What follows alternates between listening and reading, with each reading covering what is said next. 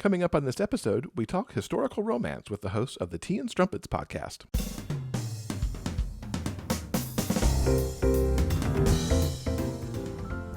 Welcome to episode 283 of the Big Gay Fiction Podcast, the show for avid readers and passionate fans of gay romance fiction. I'm Will Knaus, and with me, as always, is my co-host and husband, Mr. Jeff Adams. Hello, everybody. Welcome back, Rainbow Romance readers. We are so glad that you could join us for another episode. So at the end of 2020, as I was looking back at the past year, as one is wont to do in the month of December, I was sort of assessing personally what went well for me and what did not go so well. And as I was going over my reading list from the past year, I started to think about what sort of reading goals that I wanted to move forward with in 2021. And one of those goals for this new year is the fact that I really enjoy historical romance. Now, you've heard Jeff and I talk about how much we love authors like Cat Sebastian. We've talked about her many, many times. And even this past October, our book club pick was a spellbinding gothic historical romance by Gillian St. Kevin. And it was while I was looking back, I decided that I don't read nearly enough in this particular subgenre. There are so many amazing stories and so many amazing authors who write historicals that I've never read. So I decided 2021 was going to be the year that I'm fixing that. So we kicked the new year off with the book club selection of K.J. Charles's An Unseen Attraction, and there is still time, by the way, to read that before the episode drops on the 28th. Now, while I'm an enthusiast of this particular subgenre, I am by no means an expert, and that is why we asked Kelsey and Zoe to join us on this week's episode. Yeah, it was so wonderful to have Zoë and Kelsey with us. They are the hosts of the Tea and Strumpets podcast, which focuses solely on regency romance. And they also happen to be friends of ours through the Frolic Podcast Network. They started their podcast back in August 2019. And in this interview, not only do we find out why they started that podcast, but we kind of dig in with them about what they like about historicals, their favorite tropes, and some of their favorite books, too, that feature LGBTQ characters. It's a really great conversation. Zoë and Kelsey, welcome to the show. It's great to have you on our show. Thank you so much. We are so excited to be here with you today. I'm Zoe. Oh, and this voice belongs to the Kelsey. Like Jeff said, we are so glad to have you on the show. As a matter of fact, it showed up in my social media feed, a memory of our turn on your show, Tea and Strumpets, almost exactly 1 year to the day. We came on and discussed Cat Sebastian's The Soldier's Scoundrel and had an absolute blast. So thank you for agreeing to come on the show. Well, Oh my thanks gosh. for having us. Our Big Gay Fiction book club selection for January is K.J. Charles's An Unseen Attraction. And so since we're reading historical for the month, we really wanted to have a broader discussion on historicals. And I think it'd be a great opportunity for you two to maybe introduce yourselves to our audience a little bit in case they're not familiar with Tea and Strumpets, and also let us know how you came to love historicals as you have to even build your own podcast about it. Absolutely. So historicals have always been my bread and butter, not going to lie. Even as a kid, I read historical fiction. That was kind of my jam. And then it became fantasy, and fantasies always have a bit more of a love story, something going through them. And then I was introduced to historical romance, and I was like, everything I want in a package. So that's kind of how Kelsey, came to it. And I love that you're reading KJ Charles. I haven't read nearly enough of her, but the book we did read was so good. Which one did you read? Band Sinister, we read. Yeah, Band Sinister. Oh, so Yeah. good. I'm Love really, it. embarrassed really to good. admit, this is my first KJ Charles. Ooh. Given how long KJ's been writing, it's like ridiculous. It's taken me this long to get there. Band Sinister, next one on the list. Fabulous. And Zoe, what about you? So Kelsey and I met because we were working at the same place and we lived together because our boss owned the apartment. And sorry for the baby noises in the background. If people are hearing those, I just have a baby in the background. And so Kelsey saw my bookcase and she basically was like, I think you might really like these books that I like. And because I was a fantasy reader before I was a romance reader. And we had a lot of the same books. Yes, we did. Basically, she gave me a Regency romance and the rest is history. And then I had this crazy idea that we should start a podcast. I'm a huge podcast fan and I just really wanted to do one. I thought it would be a really fun creative outlet. And I looked on the internet and I saw that there were no romance podcasts in the world at all. And so,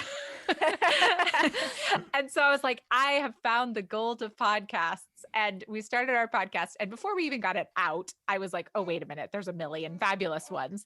So we became, part of the community and we've just had such a blast doing it. Yeah, I always like to joke that like I gave Zoe historical romances and she gave me podcasts because we would often carpool to work and she would always have a podcast going. So then even when we went our separate ways, I started listening to podcasts and got really in them. So when she approached me, I was like, yes, I'm in. What is it about historicals that you love so much that just draws you into them? I think for me, it's more, I like a good world building, as you can say, from like a fantasy novel. I like also really being able to take myself to another time and place. And sometimes with contemporaries, especially if I don't immediately identify with the contemporary character, I just find myself not as interested, I would say. I just find it a little bit harder to get into the novel, into the book, versus when I step into a Regency romance, it's like right away there's dukes and lords and there's like precedent and there's manners and you have these great descriptions of beautiful dresses and men's waistcoats and you have to kind of learn a whole different dialogue about it. And it's just kind of fun. It's being able to sink yourself into a fantasy world, but it's real life. It's real, real people did live lives then. You can take yourself back to that time. Sometimes we on our podcast often have a historical fact. And it's because while we're reading, they'll be mentioning this or that. And Zoe and I will be like, let's learn a little bit more about this today. So we'll kind of go down our own little historical rabbit hole just to learn a bit more about it. And so I just like that you can look back in time, actually see real people who lived in that era, but you still get the fantasy and the prettiness of a novel. Yeah, I would echo that. And I would say it's basically like, it's just a really, I think reading in general is a form of escapism, obviously, but I think like that little bit of whimsy that historical romance gives you, but also still grounded in kind of something that you understand. And you don't have to go into a historical romance knowing anything or learning anything, right? When you go into a fantasy book, you have to learn their system of magic or the names of all the different races or whatever that is that the fantasy world builder is building for you. Historical romance has a fairly established set of rules, some of which I will say are bad and need to be torn down. And luckily, a lot of the current authors are tearing those down and building, better sets of ideas for the historical romance world.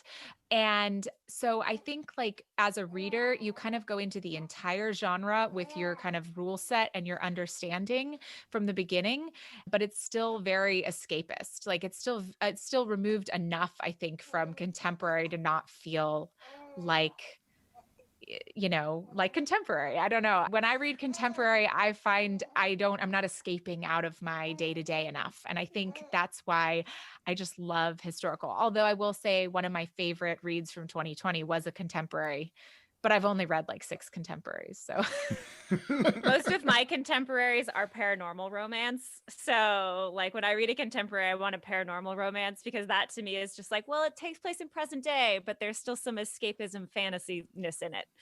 Each of us as readers has our own favorites, especially when it comes to tropes. And 2021 is going to be my year of historical and kind of diving into what gay historicals are all about, and specifically some of the tropes that surround that. So I'm curious about the two of you as readers. What are some of your favorite historical tropes? So we were talking to an author about this at some point. I can't remember who it was, or Cat Sebastian. Was it? Okay. So, but we were like, are historical or are there different, actually we asked her, I think, are gay tropes different than straight romance tropes? I can't remember exactly how we phrased it at the time. Hopefully a little bit more, I don't know, put together than that. but but yeah, in historical romance, I think our conversation led us to the whole idea that like tropes are tropes and you can kind of see those tropes in every genre. But I think for historical romance, you definitely the biggest one that fits in that genre kind of more naturally is marriage of convenience, or that, and then like the ruination, right? Like some, woman was ruined, so they have to get married. It's a little bit marriage of convenience, same thing. Those aren't my favorite tropes, though, I will say. I was just reading one the other day. I love an enemies to lovers trope. Oh, I Yeah, love that's it. my It's favorite. my favorite. Like all this brooding sexual tension, and they're like fighting each other, and they're like, I hate them. They're like, but they're so handsome, but grr, I just hate their handsome face. And I love it. Cause then usually when like they finally meet, it's like this eruption of passion, and it's like, oh, sweeps you away. I love an enemies to lovers. Although another good one, which I just remember with the conversation from Kat Sebastian, was she wrote a book Yes. which she could just be qualified as There's Only One Bed, the novel, which is such a great one for historical, because like there's always the scene where like that's what pushes it over. It's not the whole trope, it's like one of the tropes you find in it, Mm-hmm. but it's just like they're caught in a rainstorm and they find a cabin, but there's only one bed. Or they're Yeah. traveling and they're going to an inn, but there's only one room available with only one bed. And like that forcing of close quarters is really just fun because it's great. And like Kat Sebastian, she even says she likes to pick a trope and then write a novel around the trope. She also said her favorite thing to write is for a trope is like two people who can't get over their own like thing. So it's like each of them trying to just overcome their one issue. And so it's less about the world around them and more about the characters themselves. And I also like, as I started to read more of her stuff, I saw more of that. And I loved that. Like her, I think it takes two to, is it Tumble, or the one that came out last year is such a beautiful exercise in that. Like it's only one bed and like they're just two people who can't get out of their own way, I think is how she phrased it. I love it. Well, I think what you're speaking to is something that I have found really interesting in some of the more recent historicals that I've read, because there is the one aspect, there is, the world building and the history.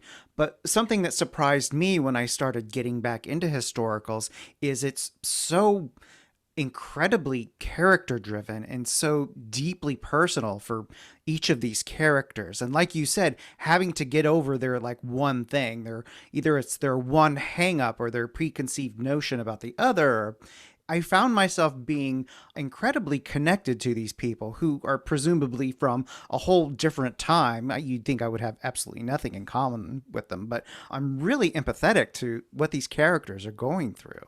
Yes, and that's something that I think I find them just very relatable in that sense. Yeah. Like you said, you just really feel some empathy for them. And even when you hate the hero, I was reading Loretta Chase the other day and I finished it. And like the hero, even through the entirety of it, was not really nice. And he even talks about himself. He refers to himself as an asshole the whole time. And he refers to himself as like getting in his own way and just trying to like fight the urge to fight everyone else. And, he's like, I got to remember to think first and use my fists later. And he's like, I'm taxing my brain. But like, you could feel him really struggling that internal battle of like, I want to change who I am because I'm noticing like there's a pattern and I've almost lost, like he had at the beginning of the book, he'd almost killed one of his best friends in a duel.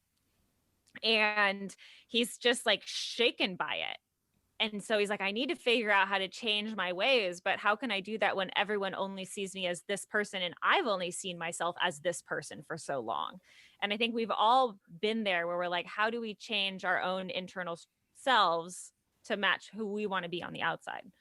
Well, and I haven't read enough contemporaries to like feel that, but to know if the what I'm about to say is true fact. But I think, yeah, I mean, my knowledge of historicals is that often I connect very deeply with the characters, that there is so much depth to them. And whether it's the hero or the heroine, or you have, two heroes or you have two heroines or whatever, like it doesn't matter. Sometimes, when you find a really good character on the page, I think like a great writer brings out pieces of that character that you can see in yourself and you can relate to. I think so. I think romance probably as a genre is strong on that because it really is about the relationship and the characters at the end of the day. So I don't know. I love it. I'm just gushing. One of the things that I loved as we came on your show to talk about Soldier Scoundrel, you have kind of a checklist that you go through after you do your discussion of the plot.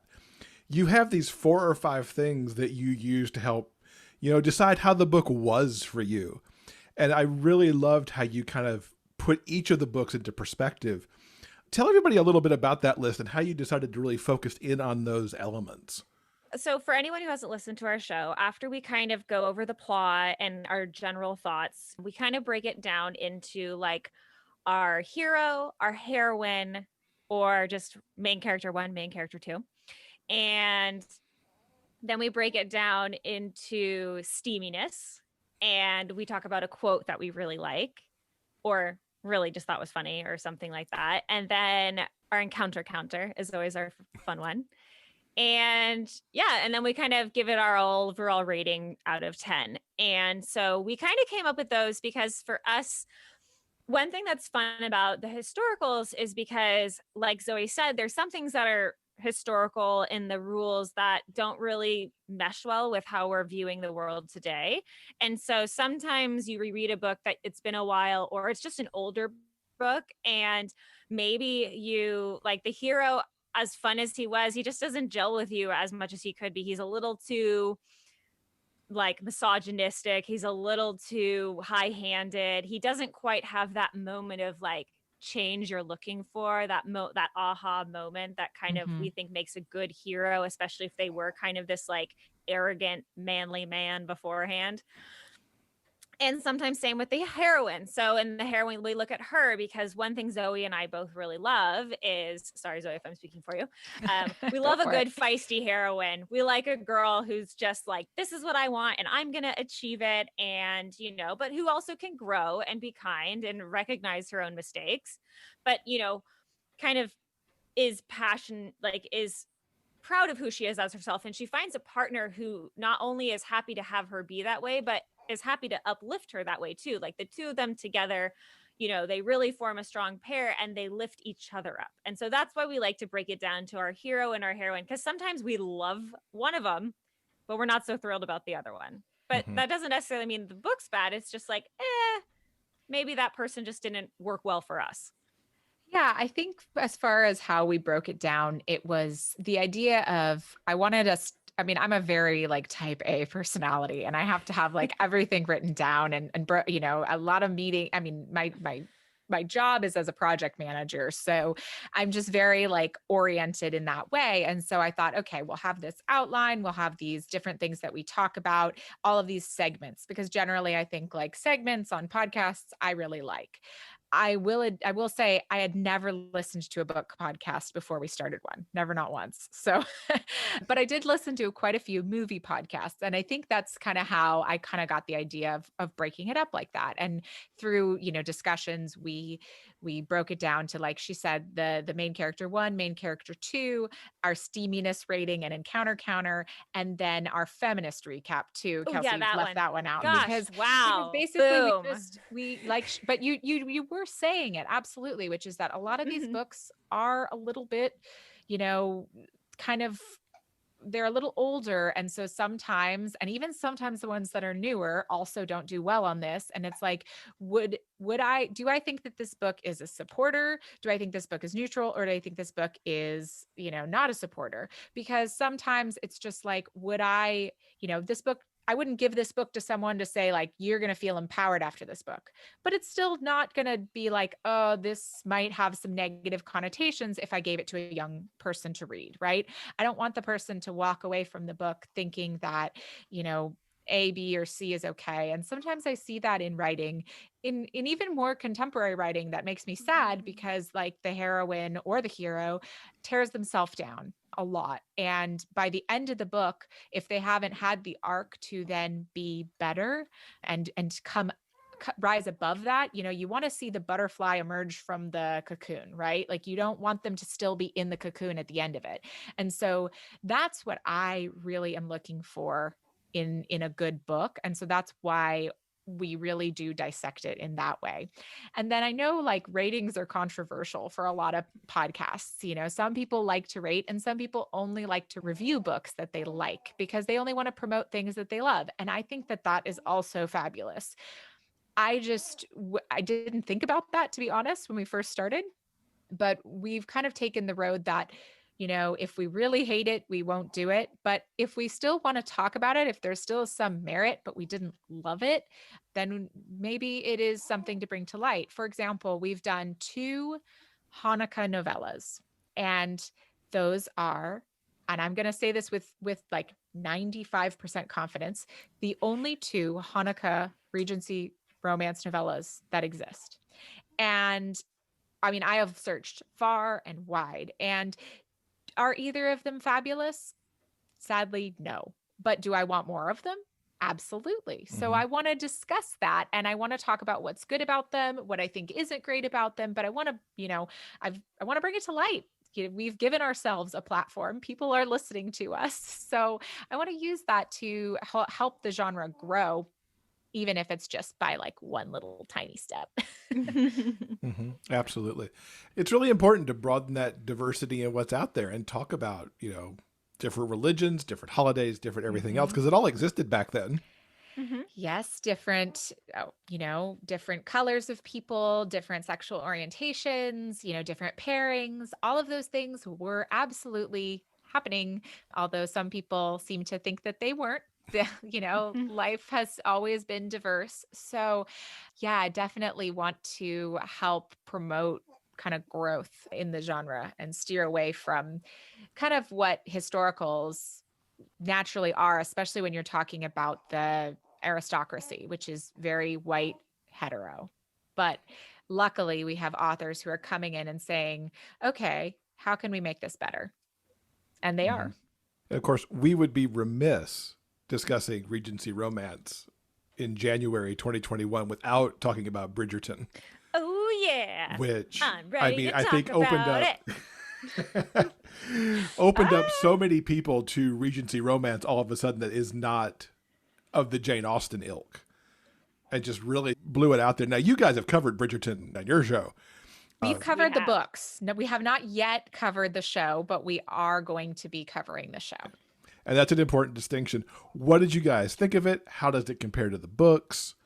Well, I will say first off that I've only watched half the series so far. I have an 11-week-old baby, so forgive me. More allowed. That's okay. I won't spoil anything too much for you, Zoe. Granted, I think you know how it ends. I hope so. I sure do. I do. Anyway, I have watched the whole thing and I really enjoyed it. It does stay pretty close to the book. There have been some things that were obviously changed more, as I was talking with a friend of mine, more just because of the way writing works versus the way film works.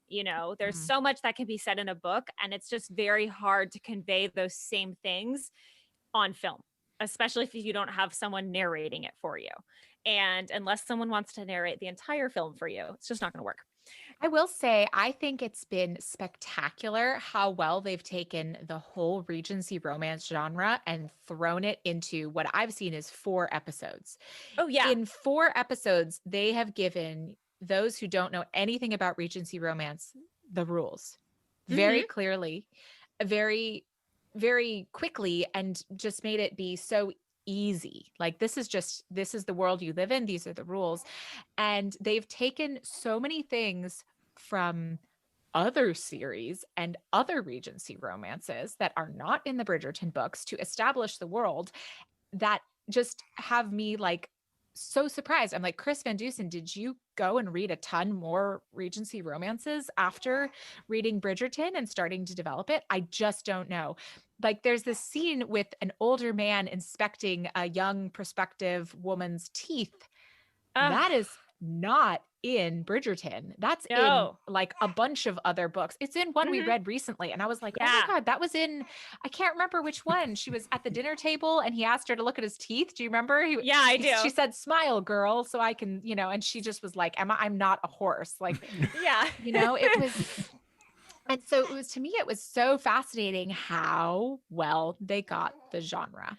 They did. And that's what I mean by like, especially the first few episodes, like they're establishing so much, you know, you're meeting the siblings, you're meeting the family, you're meeting the side characters, but you're also discovering the rules of Regency.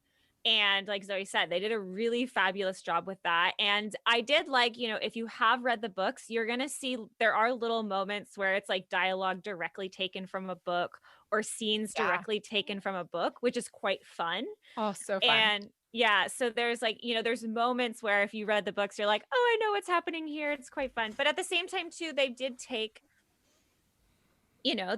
some liberties as far as like where the characters are in it. And so I came away with it utterly fascinated by what's happening next season and the season after that, because they gave you so much information and they gave you these side characters. And as if you've read all the books, you're like, oh, I know this person though.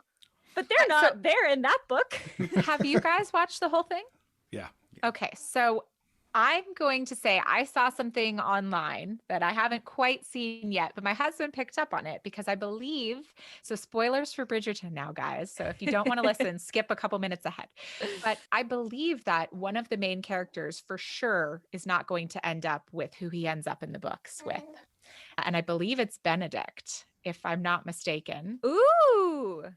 Am I wrong? They were asking me about this because it seems that Benedict is taking like a different path. Yeah, my husband turned to me immediately and said, "Is Benedict gay?" And I said, "Not in his book, but I hope he is in the show." Like I was super into his storyline. And no, me too. I was saying I loved what they had done with it, but like in the books, no, he marries someone else and he has this lovely Cinderella story. But like, I love what they've done so far. And I'm very happy for him to live a different lifestyle. Absolutely. I mean, the way that the actors portrayed it and the writing portrayed it, it was really like exciting for me to watch, you know, and all the lines and the hints he was dropping and stuff. It makes me excited because, again, that's like taking a piece of the genre as it is today and putting it into the show. You know, when Julia Quinn wrote his book 17 years ago, Cat Sebastian hadn't published the first Avon gay historical romance. So it wasn't mainstream yet. Anyhow, I'm really hopeful that that's where they go with it. I've only seen episode 4, but it feels like that's the direction it's heading. It was really exciting. And seeing him, like he as a character is an artist in his book. So they're still taking a lot of him and infusing it in, but like making it come to life. So yeah, I'm excited about that. Yes.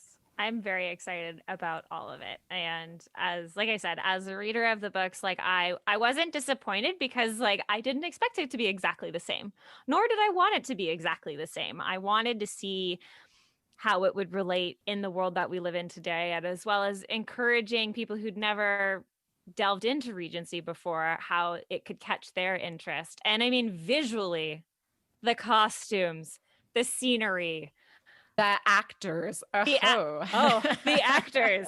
Oh, yeah. They're beautiful. Well, yeah, I will say, like, I guess when I first saw the costumes come out, I was like, that's like a little bit more flamboyant than Regency. You know, Regency is very muted on the colors. And I'm so glad that they didn't stick with that. They said, this is Regency fantasy, right? Like this isn't complete Regency. This is not a period piece. This is a Shondaland period piece. And I really love all the sets and the actors and the way their portrayal of every character is fabulous. And the costumes are great. I hope it opens the door, and I've seen some articles on it where they think that maybe the popularity of Bridgerton opens the door to more of this kind of show. I know Entertainment Weekly did a roundup of what they wanted to see with Cat Sebastian actually on that list. Mm-hmm. Yes. That they wanted to see her stuff, you know, dramatized on TV. And I'm like, yeah, bring that right now. I'll watch all those episodes.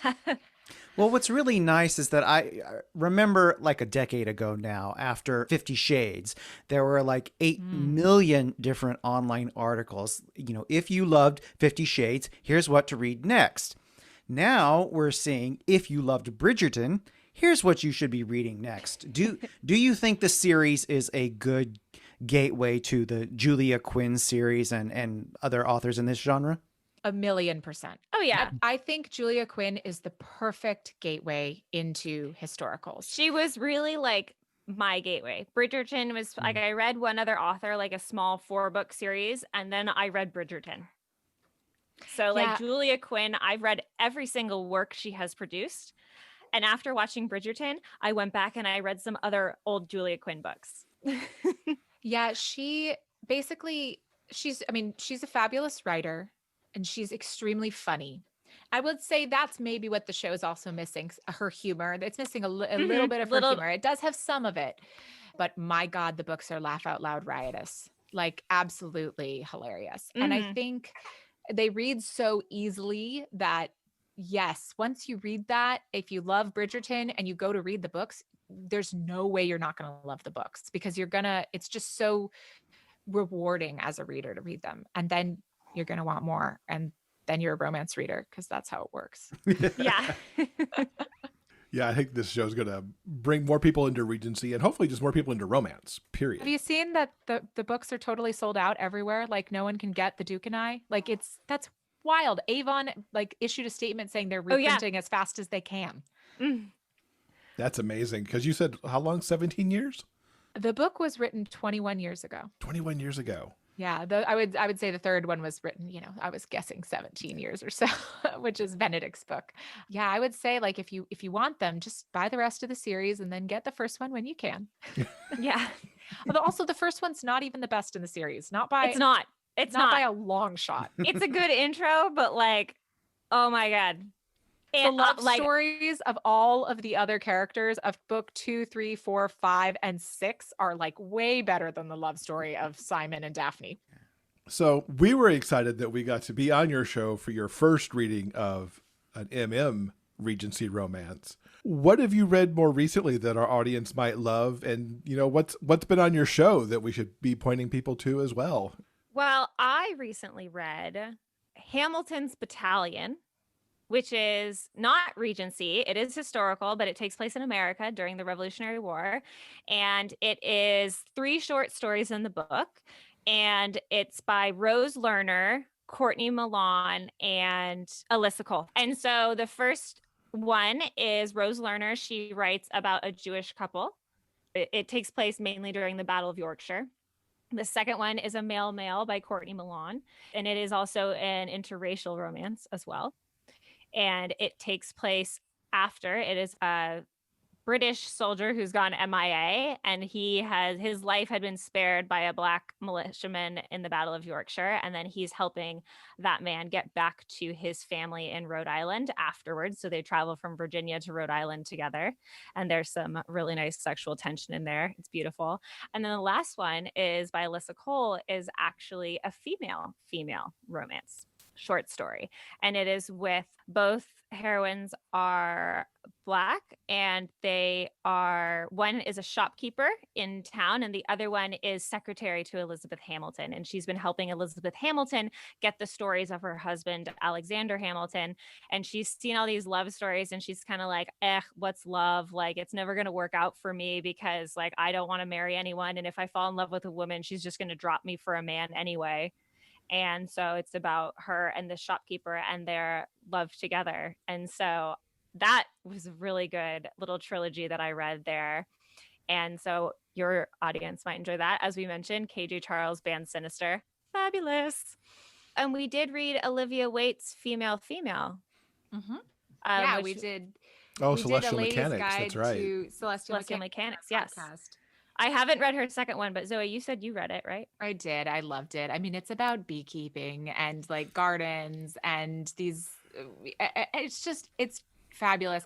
And actually that was what I was going to recommend to listeners is our interview with Olivia Waite. It was a fascinating interview. And she talked a lot about how she, what kind of how she chooses the professions in her books and how she researches them. Her next one in that series is about a piano tuner, I believe. So like, it's just a really fascinating look into kind of day-to-day life in that time period. She tends to do no aristocracy. Kat also tends to do very few aristocracy kind of figures. But yeah, I will say one of my favorite reads last year, if you haven't read it, I know I'm saying Cat Sebastian again, but It Takes Two to Tumble was I ate it up in a second. I loved that book. I haven't read a book since September because I had a baby and like, wow, brain power. But yeah, getting back into the reading thing. But I really loved Olivia Waite's book. And we've got one on our 2021 books we're excited about list. That's a male, comes out on April 20th, 2021. It's by Annabelle Green. I haven't read her yet. I don't know if you guys have, but this is number 2 in her Society of Beasts series. And it's called The Soldier and the Spy. So this is a male that sounded pretty interesting to me. And so I'm interested to check it out and see what she's all about. Cool. Soldiers and Spies. Sounds good to me, just from the title. Yeah. I can't complain. Well, tell everybody where they can find Tea and Strumpets, what day you guys come out and everything. So if your show's not already on their playlist, they can go and get it on there. We drop episodes on Thursdays. We normally do like every Thursday, but Zoe had a baby, so we're going to be slightly less. But we're going to be doing at least a few. We'll have a few episodes a month, but life gets away from us, so maybe you'll miss us for a week or two. But we have a lot of backlog for you. If you miss us, you can check out one of our older episodes, and you can find us on Instagram at T as in Tom, N as in Nancy Strumpets. We are on Twitter at the same. Facebook / Tea and Strumpets. And you can also get episodes on YouTube if you search our name of our show. And our website is romancepod.com. Yeah. So hopefully that's enough places for you to find us. And we'll put all of that in the show notes so you can be easily found. Yes. And for any of your listeners, like I said, if you haven't listened to our show yet, we also constantly ask our listeners to give us book recommendations. So and you don't even have to give necessarily historical romance recommendations, because in the middle of our show, we affectionately call the parlor. We give, if we have some good recommendations from listeners, we share them with everybody else. So if you just have a book that you love and want to have us share on the show, you can email us at romancepod@gmail.com. Fantastic. Awesome. Well, Zoë and Kelsey, thank you so much for giving us all this wonderful insight into historicals. It's been wonderful talking to you. Thank you so much. It's been wonderful talking to you too. This episode's transcript has been brought to you by our community on Patreon. If you'd like to read the interview for yourself, simply head on over to the show notes page for this episode at biggayfictionpodcast.com. And don't forget, the show notes page also has links to everything that we've talked about in this episode. And thanks again to Zoë and Kelsey for spending some time with us. I loved the deep dive we took there on historicals. It helps you kind of frame some of the reading that I imagine I will be doing alongside you this year. And I also liked our side discussion on Bridgerton, too. It was good to discuss that after we binged on those episodes at the end of last year. I also want to call out another member of the Frolic Podcast Network family. If you want to fall even further down the Bridgerton rabbit hole, check out the podcast What Would Danbury Do? As their tagline puts it, they've got you covered from A to V, and that's from Anthony to Violet. All right, I think that's going to do it for now. Coming up next Monday in episode 284, we're going to chat with audiobook narrator Nick J. Russo. Yeah, I love talking to the audiobook narrators in our genre. Find out how they got their start. Find out what some of their favorite things are about this genre. It was a great conversation with Nick, and look forward to bringing that to everybody next week. Thank you so much for listening. Until next time, everyone, please stay strong, be safe, and above all else, keep turning those pages and keep reading. Big Gay Fiction Podcast is part of the Frolic Podcast Network. You can find more shows you'll love at frolic.media/podcast. Our original theme music is composed by Daryl Banner.